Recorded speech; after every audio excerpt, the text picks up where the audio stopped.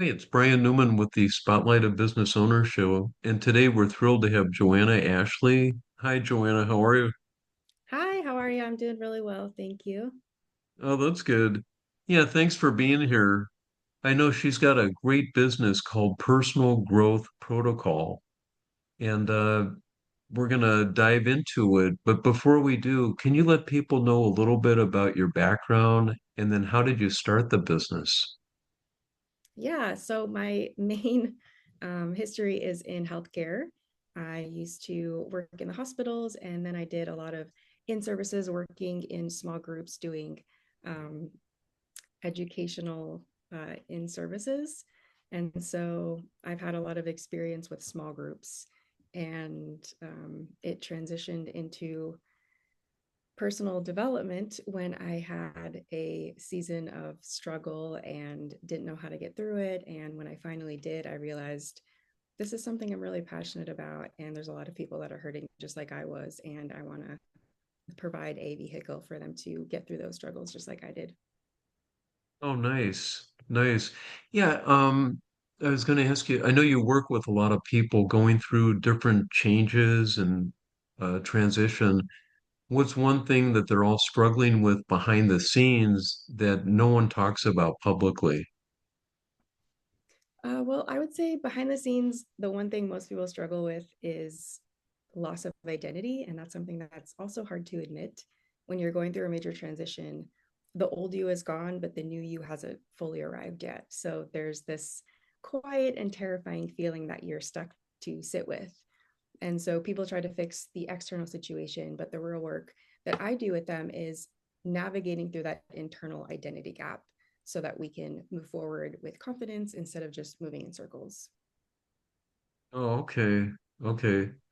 Yeah, no, so I know there's a lot of noise, in the personal development world right now. What's one piece of common wisdom that you actually think is holding people back from real growth? Um, well, I think the most dangerous misconception today is the idea that personal development is purely a mental game. You know, most books out there are going to focus on doing the thing or mental toughness and just thinking your way through a problem. But the truth is that the mental aspect is only a quarter of the equation because we aren't just sticks on or just brains on a stick. We are physical, we are emotional, and we are spiritual beings as well. So when you're in a significant life transition, you can't just grit your way to a new life if your body's exhausted, if your emotions are unprocessed, or if you're feeling spiritually disconnected from your purpose. So, real lasting growth only happens when you stop trying to think your way through it and start integrating all four of those parts. Otherwise, you're just white knuckling your way through it until you hit burnout. Oh, okay. How can people get in touch with you if they want to ask you questions about the services or sign up for your services?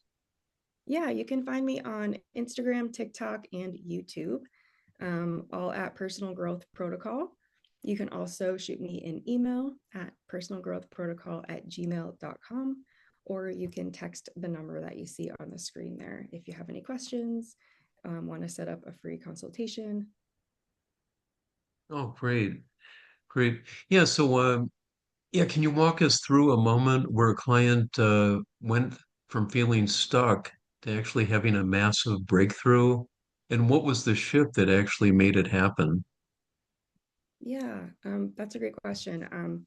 I recently worked with a client who was paralyzed by a painful breakup. And I know we've all been there, getting stuck in that mental loop of replaying every argument, trying to figure out what you could have done differently to make them understand. And my client's breakthrough didn't come from analyzing their relationship, it actually came when we mapped out her core values. So we discovered that her top two core values were accountability and wholeheartedness.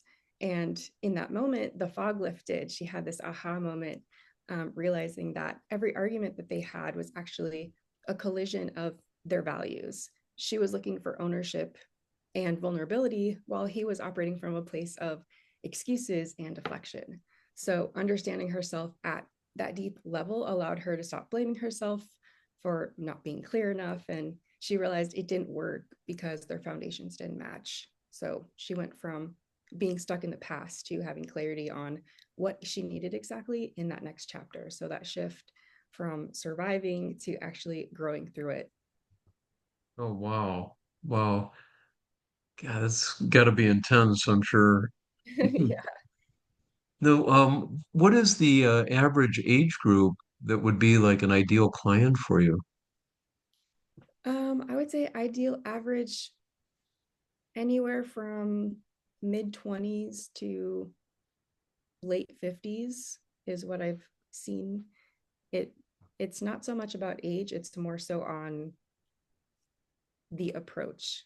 Some people want to grow but they don't want to do the work, and then other people want to grow and they're willing to do the work. So I like to work with people who are willing to do the work because nothing's going to happen unless you do that work.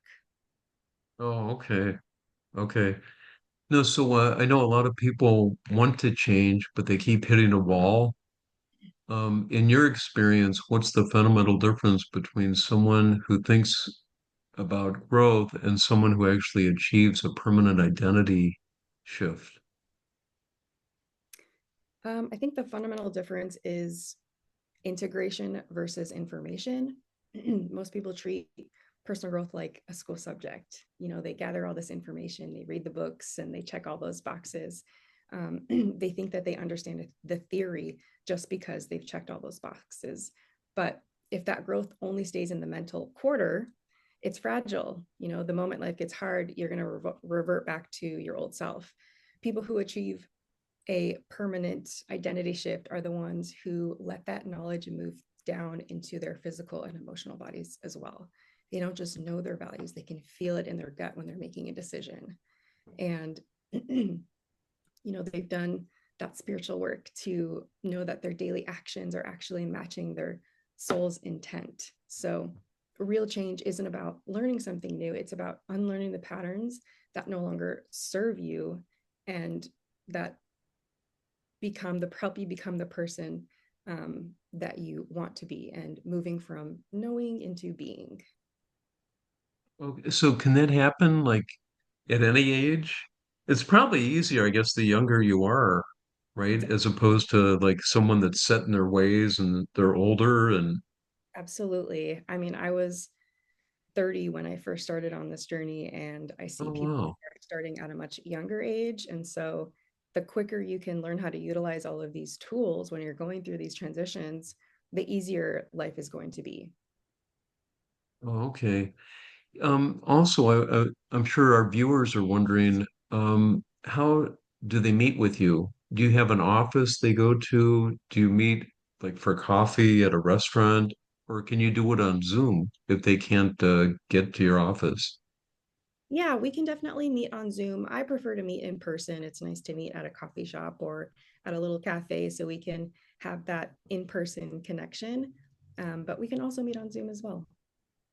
Oh, okay. No, and then finally, I was going to ask you if someone listening feels like they've reached their limit on their own and is ready for that next level of help, what's the very first thing they should do?